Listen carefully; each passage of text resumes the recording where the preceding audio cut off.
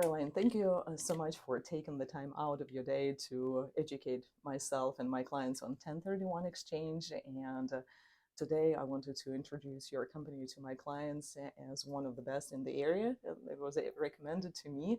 If you could please tell us a little bit more about the company and yourself. Yes, so I am Caroline Chandler. I've been with Banker Exchange for almost 7 years. A majority of those years I was an exchange coordinator working with the client on the transaction. And since August, I've switched over to business development, out educating, getting our name out to people around South Carolina. So we are based in Greenville, South Carolina. However, we can do 1031s across the U.S. So it has to be in the U.S. It could be U.S. Virgin Islands, Alaska, Hawaii, California. It just has to be in the U.S. territory. So you don't have to be licensed specifically in a state. It's one license, or Yeah. So what does it look like in terms of being so we are a qualified intermediary, and we provide that 1031 exchange service. So client could be anywhere in the U.S. Okay, interesting. We are there's a few states. I think it's Idaho and Nevada that we cannot do 1031s exchanges in because we have to be certified in those states, and it's just not worth us to be certified in those states. Makes sense. We also have a Colorado office. Our CEO, John Boyd, recently opened up a Colorado office, and we also have a Charleston, South Carolina division. So clients can physically come into the office, yes, but most of the time they don't need to. Right. Okay. I worked a lot with the people who are new to the country, and a lot of them have no idea what it is, 1031. If you were to explain it to somebody who just got here a few days ago, how would you explain it to them? Yeah, so a 1031 exchange is a tax strategy used by real estate owners and investors to defer capital gains taxes. So it is, like I mentioned, we are the qualified intermediary, so we provide that third-party service to the transaction to help the client defer capital gains taxes. Okay, and who would be your client, I guess? So any client that is selling an investment property. So investment property is a broad term. So investment refers to used in investment, business, trade. So that could be raw land, multifamily, single family rentals. Even land? I didn't know that. Yes. Okay, that's good to know. Let's see, ground leases, easements, tenant common interest, pretty much anything that's for like commercial property that would not qualify would be like your primary residence or second homes. So one way around like the second homes, we see a lot of vacation rentals. So lake rentals, beach rentals, mountain house those rentals. Would not qualify? Those qualify. Those qualify. Okay. What's about a scenario when you buy a primary residence, then buy another house, and this one becomes an investment property? What are the criteria for this brand new investment property to qualify for the property that can be considered for the 1031 exchange? Yeah. So as long as it's been held for at least 2 years. So there's actually no... As an investment property for 2 years. Yes. So there's actually nowhere in the IRS code that states the exact time period, but to be safe, the safe period is either 2 years or 2 tax periods, which 2 tax periods could actually be 1 year. So IRS wants to see taxes for 2 years on that specific property. That you're holding that property for that investment purpose. And then after the 2 years, you could turn it into your primary residence, or you could sell the property. Okay. Was that kind of answering your question? Yes, it did. Thank you. So also when you go to purchase the property, that you're going to hold it for at least 2 years. Okay. The investment property. Yes. Or once I move out of my primary residence, then it gets taxed 6%, right? Yes. Do I have to rent it out? Yeah, so you would have to rent it out to then qualify for the 1031 exchange. Okay.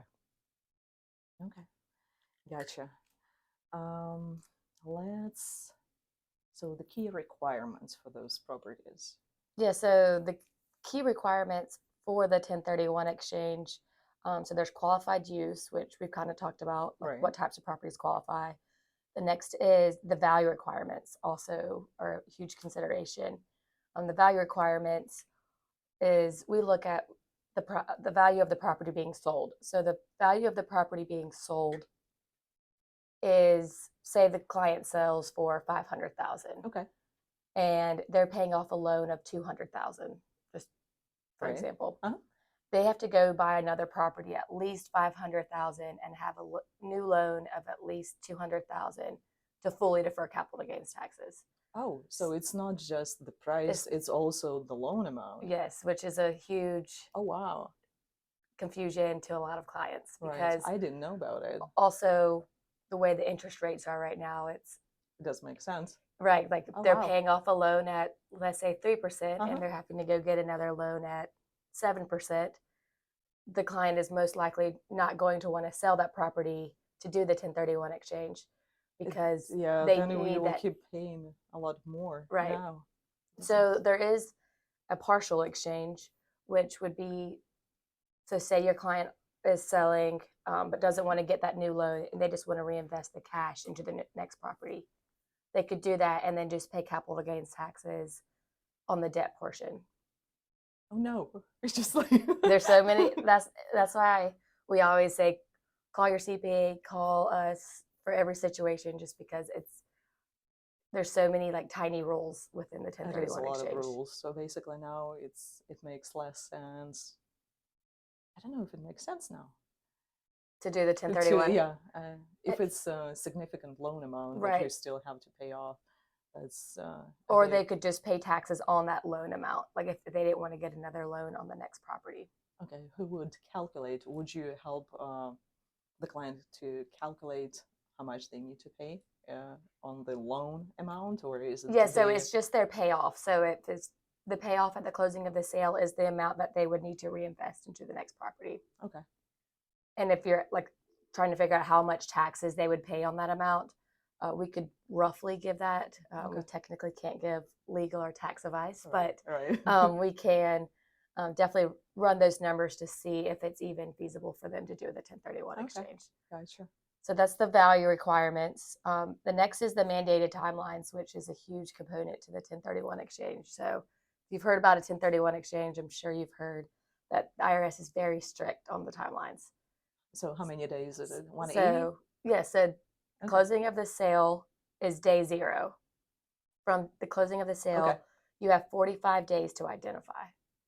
And then from day 45, you have an additional 135 days to purchase something you've identified. Okay. So that the whole process is 180 days. Okay. So, can you build your replacement property or not? yes. So that's a fun question. So technically, the IRS says that you cannot use 1031 funds to build on property that you already own. So if you're buying the land and then wanting to make improvements, the IRS is like, no. However, there is a loophole for that. Of course.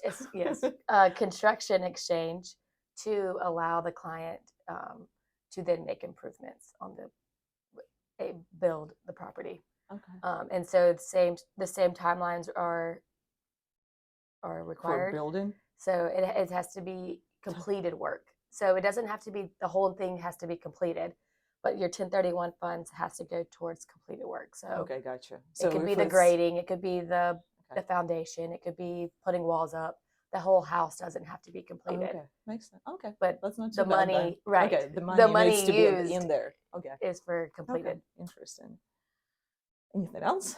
Yeah. So another value requirement is, or sorry, not value requirement, just a requirement for the 1031 is administrative requirements. And that just refers to you need a qualified intermediary in order to do a 1031 exchange. So the sale of one piece of property and a purchase of another piece of property alone does not qualify for the 1031 exchange. You need that qualified intermediary. We need you to connect those two. Yes.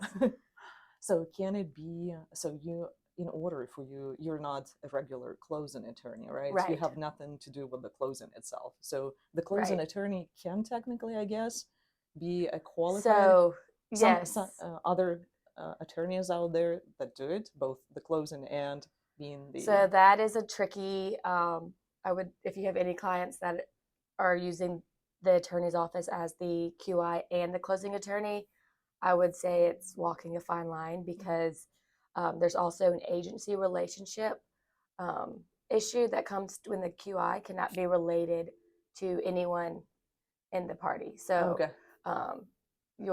the client's QI cannot be like the attorney, their CPA, their banker, their broker, their realtor. That's I why cannot be the that, agent for them anymore. that's right? why it's nice that we can provide that third party because we only play the hat of the QI. We're not also the attorney. We're not also the CPA. We're Okay. just the QI. So I would say it's always double check if your client is using the closing attorney as their QI. It could. I've heard because normally a lot of people don't know how it's done. Normally, I'm the person go-to Right. person, so I should say no, don't do it, right? Right. And the attorneys normally they say we wouldn't do it anyways, Right. Normally, the attorney should say, "Oh, we're the QI. We can't be the closing attorney," or like, Okay. "Let me refer you to someone else." Okay. That's just something to keep. Also, another administrative requirement is you want to make sure that the QI holds the funds in segregated bank accounts. So we open up a new bank account for every single client really? every single time. Interesting. So every single client has their own money in their account. Some Which makes sense. Okay. QIs commingle funds. And so let's say 3 clients, all their funds are in the same account. And so client A needs their money, client B needs their money. And Well, client C, they don't doesn't have have enough enough. money. Right. So it just keeps it very organized, having everyone having their own bank right. accounts. So that's the requirement for you, basically. It's not a How requirement. do I check it? Yeah, so if you have a separate account for me. So I send you an account, like an exchange agreement with the bank account Okay. number on there. Okay. I might have to do it at Yes. some point. So those are like the 4 main requirements for the 1031 exchange. So step-by-step process, what does that look like? If my client says, I want to do it, I call you saying, hey, we need help. Right. Yes.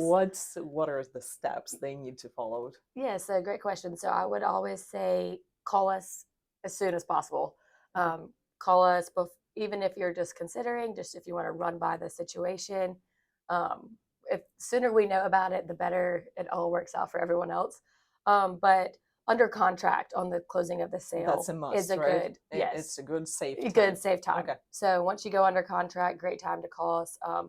We love 10 business days prior notice to a closing. But if your client is at the closing table and just found out about the 1030 or just decided they want to do the 1031 exchange, we can still do it. Oh. So that's what I'm saying. We love. There is some rush. Right. There is some rush. We love far in advance notice, but we can do it all the way up into the closing table. So sitting at the closing table with the attorney, as long as no funds have been transferred. It is a little panic for everyone, and some extra fees occurred. Extra fees. We'll talk about the fees later on. But it can be done all the way until that point. So your client calls, say they've gone under contract on their sale. It's kind of like an intake process. We just make sure everything qualifies. They understand the process, and then we have an intake specialist, Donna Garris. She sends over it's just the basic information documents. It is a little bit. A little. It's mostly all electronic, but we also have paper versions for those who don't have electronic capabilities. We have a lot of clients that still fax, so we can do everything however we need to get paperwork over there. And then from there, it's just some basic information, and then we request for, if it's an individual, just their W-9, driver's license, copy of the contract, closing attorney's information. If it's a LLC or a corporation, we will need like the articles of organization, the LLC documents, also the W-9. Just so the bank requires the W-9s, and we need to keep them on system. And then from there, you'll get put to a exchange coordinator, and that's either Jamie Kingdom or Michelle Porter, and they pretty much handle your file from start to finish. They hold your hand. They make sure everything is So from the closing of the sale, the funds get wired directly to us. So the funds go directly into To that account. that bank account. And then we're basically holding those funds until the 45 day or till they're ready to purchase. So I mentioned the 45 days earlier, but there's a lot of rules when it comes to the 45 days as well. Oh, so what yes, are those? Yes, so day 45 is when the identification form is due. I have a copy of that I can show you as well. So is it one property, or do you have to have multiple to, as the one that you're trying to buy? Yeah, because so contracts fall through, right? Right. So let's say the clients, we'll use the example again, selling for 500,000. So the client sells for 500,000. They're working on their identification form. It's basically a blank numbered piece of paper that the client's going to write out the addresses. So the first rule is the 3 property rule, and that's if the client wants to list 3 properties. Who's gonna? Will you require them to have 3? What if they found just So one if they or just 2? find just one, great. Okay. If they just find 2, One is better we than always none, right? we always suggest writing backups, Right. just because you never know Right. what could happen to that. Even if you're 100% set in stone or buying that property, you never know if an inspection comes back and there's termites, or if there's something, due diligence falls through, or something Right. happens to the property. I'm just curious, being an agent, how do I make an offer saying, hey, we want to purchase property 1, but we're making an offer on property 2. Will you accept it? So that makes it a Right. little tough, Right. to make it anywhere close to Right. being accepted, I guess. I see what you're asking. That's a challenge for me. I'll have to Right. to work on Like, that hey, somehow. we're Yeah. bidding on a few properties type Right. Yeah. thing. Okay. Makes my life a little more Oh, complicated. Right? it Okay. is. So I would assume that you are probably working with the client on helping them fill out this identification form. And obviously we can help as well. We're not looking for the properties, but we can help them Right. how they're Okay. written out on the identification form. So the first rule I said is 3 properties. You can list 1, you can list 2, you can list 3. The value doesn't matter. So one could be for $1 million, one could be for 500,000, one could be for 50,000. Or the client has the opportunity to buy multiple properties. They can sell one and buy multiple. So one could be for 200,000, one could be for 300,000, and so that they're meeting that 500,000 requirement. As long as the loan amount is exceeding the previous loan amount, right? Yes. Everybody wants to make money. Or if it's all cash, then it's just an all cash. That's deal easy. Well. Right. I want all cash. Yeah. And so that's the 3 property rule. So these properties don't have to be under contract by day 45. They're suggested that you are kind of negotiating. Let's make it easier. But it doesn't have to be under contract. Okay. And then the next rule is the 200% rule. And so that's if the client wants to list 4 or more properties. So what was the rule? 200% rule. 200%. Okay. And so the client's listing 4 or more properties, and their fair market values do matter. So and this kind of just gives like for backup or for options, or maybe the client wants to buy 6 properties or whatever. Right. And so you're listing out the properties, and their fair market values have to be totaled up, and that total cannot exceed 200% of what the client sold for on the relinquished property. Huh. So total all those up in our example, they cannot exceed $1 million. Okay. So that's where the IRS will give you more options, but we will restrict the amount that you can actually list. And then the third rule is the 95% rule, which is just kind of crazy because if you do exceed that 200%, which is say $1 million in our example, then you must purchase 95% of the things that are listed, which is crazy because you don't have that much 1031 cash to purchase those properties. Okay. So I would say most of our clients stick with the 3 property rule or the 200% rule. Okay. Does that make sense? Yes, it does. Thank you. So we're helping the client. So day 45, that is due by midnight on day 45. And there is no extensions for weekends or holidays. So if really? that 45 day is on 4th of July, it's due on 4th of July. It's not like you get the next business day. I've had many calls on the lake saying, I forgot my ID is due today. Well, in real So, estate, we don't yeah. have any days off, so Right. that's normal. So same with like if it's on Christmas, they're not like, oh, you get to the next day. Or if it's on your birthday, doesn't matter. It's due on that day. Yeah, birthdays Yeah. don't count. So something to keep in mind. And then from day 45, like I mentioned, you just have an additional 135 days to purchase something on your ID. That cannot be extended as well, right? Right. That's 135. Yes. Is it including days off, or is it just business days? It's included. 135. It's just 135 Okay, days, gotcha. including weekends and holidays. Okay. Yeah, and so I will say both of those timelines are the fastest timelines ever. Okay. I mean, it's doable, right? Right. You have a lot of people Oh, doing yes. it, so it's And then not... something to also keep in mind, say like your client gets to day 60 and everything on their identification form doesn't work anymore. So they can, unfortunately, we would have to hold the funds until the exchange expires. They can't just get their money back. They cannot add anything. They can only buy what's on their ID list. So why wouldn't they qualify? The client not qualifying for the exchange, you're saying? Oh, so like this is if they send in their identification form, they've listed their properties, day 60, just all the properties just don't work for them anymore. Oh, okay. That's what you meant. Okay. So we would have to hold the funds till day 181 when the exchange expires. Oh, I didn't know that. Yeah, so that's a lot of... yeah. The new client, information. Okay.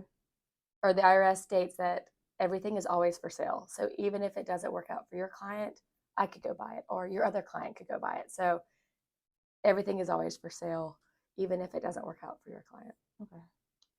Which is a tough conversation to sometimes have. So I would say a lot of people ask, like, when can I get my money? If I decide I don't want to do I'm this glad anymore. we didn't do it. Yes. We started the exchange with your company. Yes. I don't know if you were aware or not, but my client, we didn't close on his property yet. It just all fell through. But so he wouldn't get the money. He would be upset. I didn't know about it. Oh, So right. that's something. So it's, Oh, yeah. okay. There's all these tricky rules within Right. everything. Uh-huh. So I would say if your client's deciding on a 1031, they could talk to us through the whole entire process, all the intake, do everything, sign all our paperwork, and they get to the closing and they freak out and don't want to do the 1031 exchange anymore. We shred our documents, you owe us nothing. If they close on the sale, the funds have been transferred, and 3 days in, they panic and want their money back. Unfortunately, we have to hold the funds till day 45. No excuses, right? No excuses. So day 45, with no identification form, we can return the funds back to the client. Okay, day 45. Okay. And then the next time would be day 181. Okay.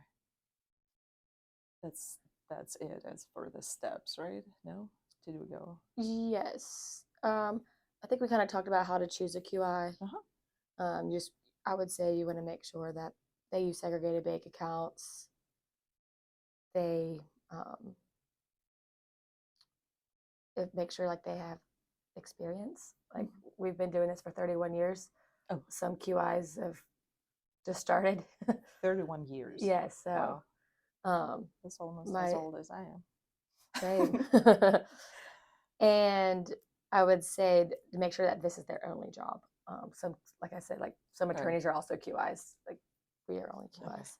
Okay. That's the, and I'm adding questions. Yeah, so for sure. I apologize. So, a qualified intermediary. So, who is it? Like, did you go to? Did you have to get a license? Yeah. So John Boyd is our CEO. He is. Yes, he is definitely licensed. He is a licensed. Is he an attorney? He is. His background is in as a CPA. Oh, okay, CPA. Okay. So you don't have to be an attorney to be a qualified intermediary. No, I don't think you don't even have to have any background of anything. Okay. Yeah.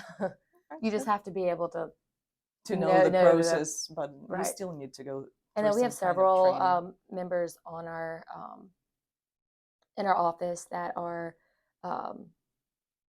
certified exchange specialist, and that is, you also had to go take a test and be certified for that as well. Is it a hard test? I think Lender's test, because like my real estate test was not super Super hard. complicated. It was Right. It was okay. It They've, was I mean, doable. they ask you a lot of questions about like the basis and like they make you do math. They make you do, Mhm. so it is, if you know what you're talking about, it shouldn't be too hard. Okay, Mhm. makes sense. Next question: what tax benefits will I receive if I do 1031 exchange? Yeah, so the main goal is to defer capital gains taxes. Okay. So it's not eliminating to the capital gains taxes, it's just deferring them. So if you're selling a property without a 1031 exchange, you're going to have to pay capital gains taxes. And in South Carolina, we roughly use 28%. So you're going to have to pay 28%. 28. It's not even It's 20. we conservatively use a Okay. higher number. Uh-huh. it can be To lower. to Yeah. get a good surprise, you need Yeah. to pay just 20. So the state for South Carolina is like 3.8. We round it to 4. The federal is 3.9. We round it to 4. And then your net income investment tax is depending on your tax bracket. So anywhere from 15 to 15 20 to to 4%. 15 to 24% Or 25, I on think. capital gains. Yes. So if somebody doesn't have the gains, like, then don't basically do it. Then Right? there's It no doesn't need to make do a sense. 1030. Right. Like we will run the numbers to make sure it's even reasonable to do a 1031 exchange. Like I had a client who we ran his numbers and he was going to pay like $1,000 in capital gains taxes. Well, our fee is more than that. Right. And so I So was you just like, say there's keep no the money or yeah. pay that. Well, I was like, there's no reason for you to do it, Right. but double check with your CPA. There's maybe some numbers that we're not looking at. And he was like, well, we'd rather pay you than the government. So we have clients like that. Yeah. That would rather pay us than the government. Okay. But once they pay you, not the government, let's say they do a 1031 exchange 5 times, and then number 6, they choose to sell it, yes, then it becomes when they paid you, and they will have to pay taxes again, right? right. So that's a great question. So that's a great benefit of doing the 1031 exchanges is where you can continuously do 1031 exchanges over and over again. I'm going to say 2 things. So you can continuously do it over and over again. You pass, your heirs go to step up a basis, they go to sell the property, they never pay capital gains taxes. And you, from there, you actually eliminate 1031 or capital gains taxes. So as long as I don't touch the money, the final property that I bought, it's my son's property at the end, then he will not pay for it. Yes. But if your client, say, like you said, 1031s at least 4 times, goes to sell that property, they actually have to pay capital gains taxes from all their properties. Uh-oh. Yes. That doesn't sound good. Because they're just deferring it to the next. Right. And so when you go. So once you get into it, keep doing it. I would say either hold it. Yeah, okay. Gotcha. So what happens if, I guess they wouldn't have a qualified property? What happens if the property, replacement property, is a little lower in price than the property that they're selling? So great question. That is also considered a partial exchange. Okay. Oh, that's a term as well. So yes. you can do that. Okay. So a partial exchange is, like you mentioned, your client sells and then they're buying a property less value than what they sold for. And so they would just pay capital gains taxes on the difference. So they sold for 500,000, bought for 400,000.